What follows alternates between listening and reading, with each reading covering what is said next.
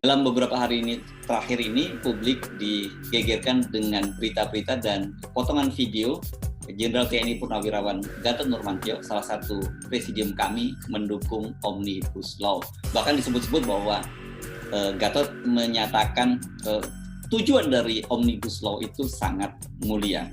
Nah, bagaimana duduk persoalannya? Karena ini tentu saja sebuah ironi ketika sejumlah aktivis kami, termasuk keturunan kami seperti Saganda Nainggolan, Jumri Hidayat, dan Anton Permana ditangkap oleh polisi, kok kemudian Gatot malah mendukung Omnibus Law. Nah, supaya Anda tidak gagal paham, coba kita ikuti dulu lebih lengkap apa penjelasan dari Gatot Nurmantio, dan penjelasan itu muncul dalam wawancaranya di channel Refli Harun, salah seorang deklarator kami juga. Coba kita ikuti dulu. Sejak saya dulu sebagai Panglima TNI, pada saat kurang lebih di pertengahan perjalanan periode pertama, Presiden itu pusing untuk meningkatkan investasi, karena di negara kita ini istilahnya kayak hutan belantara undang-undang, di mana undang-undang ini sudah banyak. Kemudian tumpang tindih dari undang-undang ke peraturan pemerintah, peraturan presiden sampai Pemda, peraturan daerah ya. Tumpang tindih ini kemudian birokrasinya panjang, ribet, sehingga investasi itu dalam tanda kutip ragu-ragu. Ragu-ragu. Maka diperlukan suatu undang-undang yang merangkum semuanya menjadi undang-undang yang birokrasinya lebih simpel, efisien. Nah, permasalahan ini saya yakin ini yang diharapkan Presiden. Tapi pelaksanaan yang membuat saya tidak tahu. Ya, karena belum baca. Tapi yang jelas ada sekitar 79 undang-undang jadikan satu. Ya. Kemudian juga ada 1.244 pasal dari 812 halaman. 812 halaman itu versi yang saya dengar terakhir ya. Ada juga versi mengatakan 1000 halaman. Makanya saya katakan tadi kan ini yang saya sampaikan ini dibilang menghayal juga bukan. Iya. Dibilang apa sih juga. Jadi paling tidak itu informasi yang didapat. Ya, informasi yang sampai dapat kemudian dikeluarkan versi yang finalnya ya oleh pemerintah dan DPR. Imajinasi saya waktu itu yang dijadikan satu ini bukan undang-undang.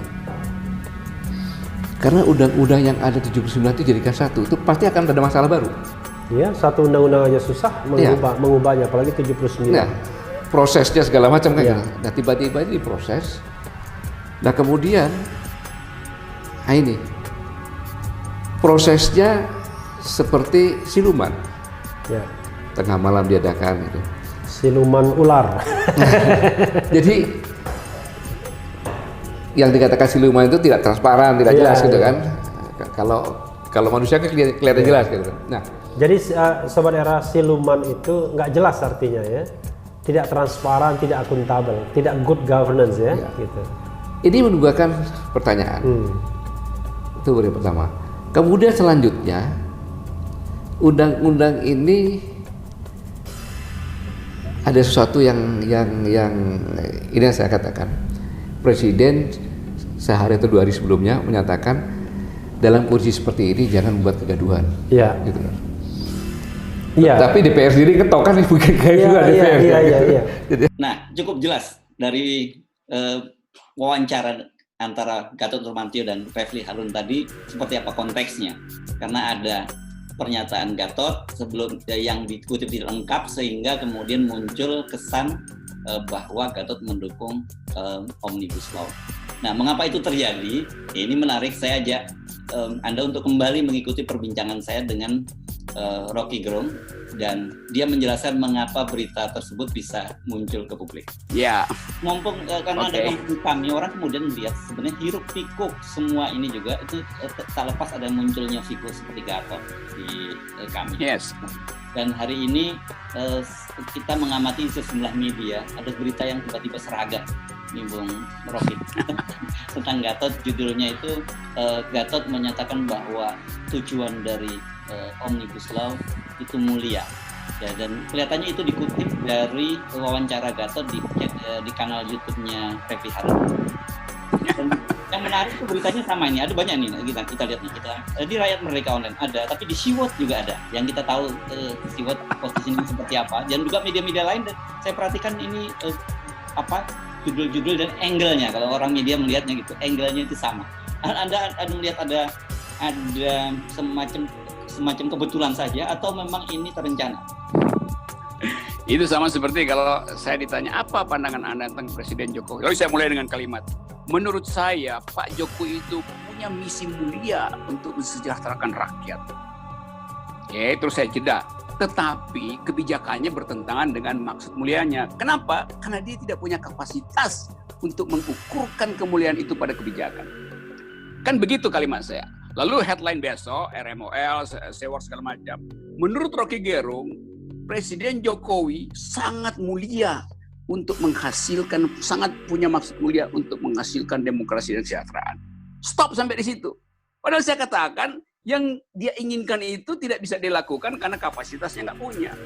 Mestinya orang kalau persnya kritis dia akan bilang, menurut Rocky Gerung, Pak Jokowi tidak punya kapasitas untuk memuliakan rakyatnya. Kan begitu kalau masuk akal kan.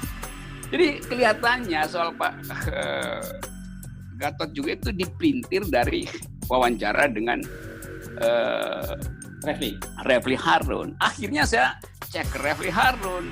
Kenapa begitu? Refli bilang enggak, justru Gatot kasih kritik terhadap kebijakan yang seolah-olah mulia itu. Di awal memang terlihat bahwa ini memang bagus aja karena ada krisis ekonomi, butuh lapangan kerja, ini bisa masuk. Tapi konsekuensinya tidak begitu yang terjadi. Karena itu dalam versi Gatot itu dimasukkan kepentingan-kepentingan. Nah versi ini yang nggak dimasukkan oleh pers.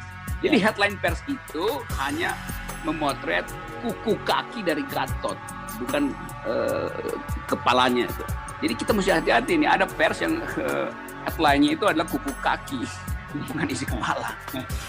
Dan kebanyakan orang kita itu senang hanya membaca judul, kemudian mengambil kesimpulan, bahkan mengomentari. Itu yang jadi masalah kan gitu. Saya senang sih ada orang begituan karena artinya kontroversi kan. Yang buruk itu masyarakat sipil, sebagian akademisi, sebagian penganalisa itu nggak masuk dalam jebakan yang sama.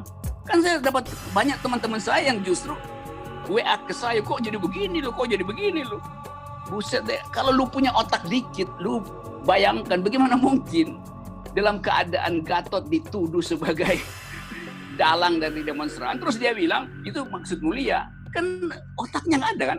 LSM otaknya juga kurang itu kan. Redaktur juga otaknya kurang gitu. Kita mau masuk di situ tuh untuk menerangkan bahwa kebijakan komunikasi politik sekarang dikendalikan. Dan mestinya LSM yang hati-hati membaca judul itu. Tapi saya masih percaya beberapa, dan bukan percaya, saya yakin beberapa tokoh LSM sangat kuat dalam narasi, sehingga nggak terpengaruh. Saya tahu teman saya Asfinawati dengan tajam terus memberi kritik dan nggak peduli dengan isu lain-lain soal kami. Dia fokus untuk menganalisa kebijakan Omnibus Law yang dasarnya adalah injustice.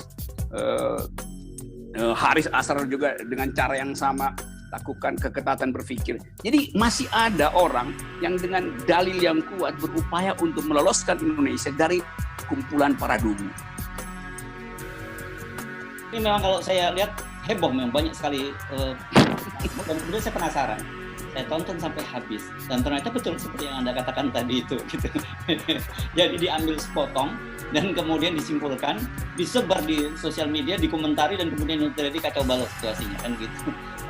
Dan memang karena ada amplop, setelah disebar pasti amplop turun, itu udah SOP.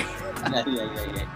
Saya kira ini clear ya soal yes. Banyak pertanyaan dari para pendukung kami dan civil society, loh kok Gatot begini kayak kerupuk melempem gitu, baru kemarin datang gagah betul ke Barreskrim mau ketemu Kapolri, tiba-tiba langsung muji-muji Jokowi ini. Ya gitulah. Grammar of stupidity diedarkan justru oleh aktivis-aktivis bayaran. Baik, terima kasih Bung Rocky. Ya. Sampai jumpa. Sip. Nah, sekarang dari kalau Anda menonton video lengkap dari Gatot Nurmantio tadi, yang wawancara dengan Refli Harun, dan kemudian Anda mendengarkan penjelasan dari Rocky Gerung, clear. Jadi kelihatannya memang ada yang sengaja membuat memotong berita dari Gatot Nurmantio dan kemudian memberi judul yang terkesan bombastis. Nah, ini tip buat kita. Ini sebenarnya juga salah satu bentuk hoax, gitu, bentuk hoax yang dikemas secara sophisticated, gitu. Jadi tip pada Anda, setiap kali mendapatkan sebuah berita yang kelihatannya kok tidak masuk akal, perlu dilakukan check and recheck dan jangan buru-buru mengomentarinya, apalagi kemudian men-share seolah-olah itu menjadi sebuah kebenaran. Tetaplah berakal sehat. Saya Hifzul Arif.